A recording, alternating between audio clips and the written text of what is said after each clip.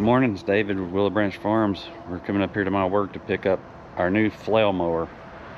I guess you can have it delivered to your farm, but it's a lift gate charge. It's only $75, but heck, I had it delivered up here to my work because I've been cutting hay and I hadn't had time to put it together, so we're gonna get it loaded up. I thought it'd be kind of important for you to see how it come packaged and everything like that.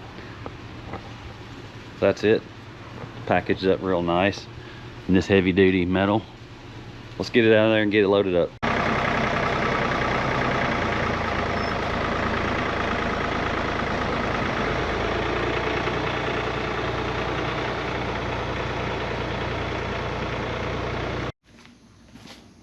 All right, we got it here, we got it unloaded. Now we just gotta get this crate taken apart, get all the parts out here and get this dude put together.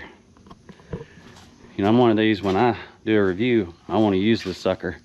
I can't stand watching a review and then they don't even show you like the machine being used. So my hopes are to get it put together, get some oil in the gearbox, hook it up, and get to mowing.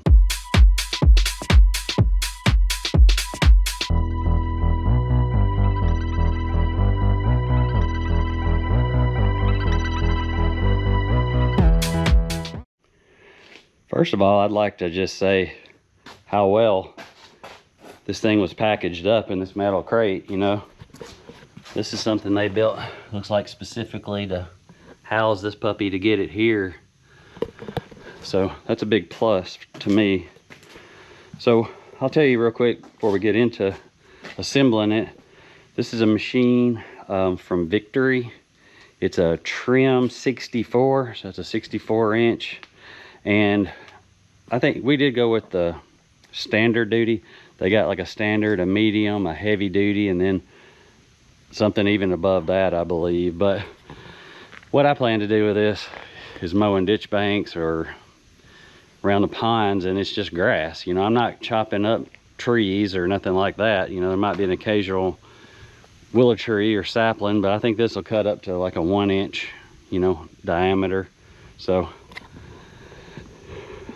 we just gotta get this bad boy assembled. So I'm gonna get all the parts and stuff pulled off of it. And so maybe I forgot to mention, but this is an offset flail mower. I did say we were gonna cut ditch banks, but you can see how it goes. And I am checking the owner's manual, make sure I got all the parts before I get started. So it comes pretty much assembled, other than, let's see, you got the hitch assembly. This is what connects to the tractor. Then this is your swing arm. And I got to get that swing arm bolted in right there with those. So this swing arm is what I would consider heavy enough. It's kind of tough doing it as a one-man job. So I'm going to use the jack to hold that end up.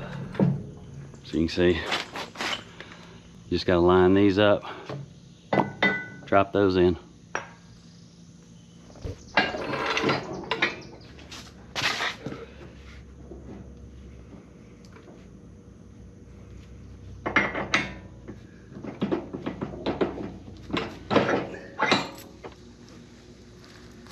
Now you just got to put the bolt.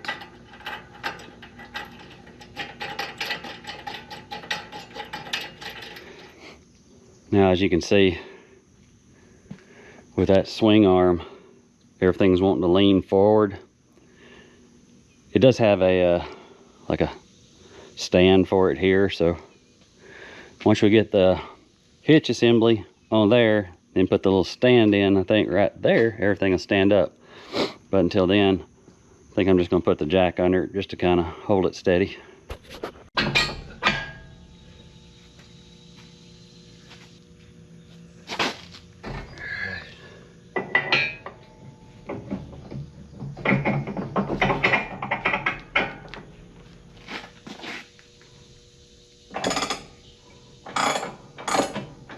All right, got the hitch assembly on, swing arm.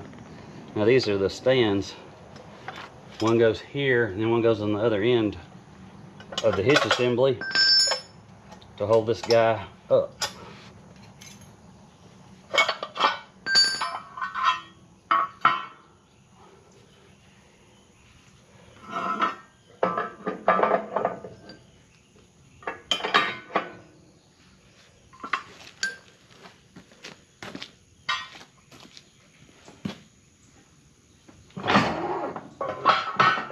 So now I got to stand, like I said, there and there. So you got a few things. You got your pins that go in here, here, there. I did break this like an idiot. There's a little thing that's supposed to hold this, which I'm assuming holds your hoses. I'm bolting these things in here. That's where you'll stick your hydraulic hoses when they're not in use. Correction, that's to hold your PTO shaft. So you put it up there out of the way, and then it swings down when you're not using it to hold the PTO shaft. All right, I got my hoses ran. Got the clamps on them there. You have to tighten that up a little. I think we almost got it all fully assembled, so I just need to find a grease gun, get the oil in the gearbox, and go get the tractor and hooked it up.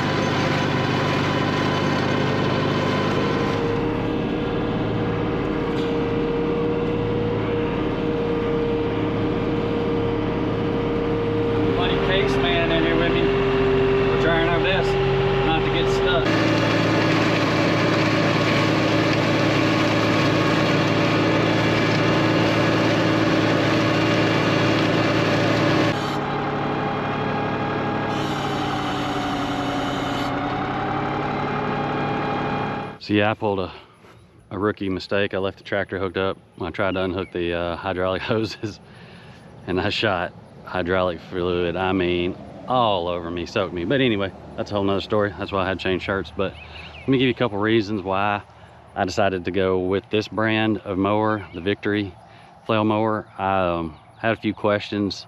One of them was, I don't have enough set of remotes on my tractor. I only had the 2 open, and it requires 4. So what I did is I basically hooked up one of them to the open one that I did have, and then I figured out which one controlled the tilt on my bucket. And all my hydraulic hookups are on the back, so I didn't have any extra, hydraulic cables or nothing to go up to the front of the tractor or the middle of the tractor. So that worked out all right. But I had emailed the company, and Ryan there responded back promptly, told me what I needed to know, and I emailed him back and forth as I had questions. So that was a big thing to me, is that they had support, somebody I could get in touch with, and he was great to work with. Another thing I'd have to say would be the price. Like, I got this unit for under $3,000, I think, and at the time I was looking at a bush hog too. So I just bought me a 7-foot bush hog. So from a standpoint of money, that was pretty reasonable to me. So I think that's the largest capacity that they offer in that trim standard duty sizes. It's really made for like lawns, pastures, light shrubs, that kind of thing. Like, you're not going to go out and like whack down 3-inch trees or nothing like that with it. Like I said, it's got a 64-inch cutting width and 92-inch side extension. And it says it's rated for tractors like 35 to 60. Of course, that tractor I got it on is actually a TN75, so it's a little bit larger. It's got 24 forged steel hammer blades on it, and each one of those has like a 3-inch cutting surface, so it can handle vegetation up to like 1 inch in diameter. So what I'm using it for, it works just fine. Another big thing that I liked about it was they have a 2-year warranty on theirs, where most other ones I seen had a 1-year warranty. So I thought that was pretty good. So, you know, customer service, price, and warranty. So other than that, I can't tell you a whole lot more about the machine because it's brand new. I've only used it one time, so we'll see. Time will tell how it does, but so far I liked it. It's kind of a little learning curve to it. It's not like a bush hog where you just set it and forget it and just drive. You know, you have to constantly, you know, the contour of the land is changing when you're doing these ditch banks, so you're having to like adjust everything on the go. So that's a little different. You got to really be paying attention. But other than that, I really like it. I think it's going to do great for what we need to do. So hope you enjoyed this video. Thanks for watching.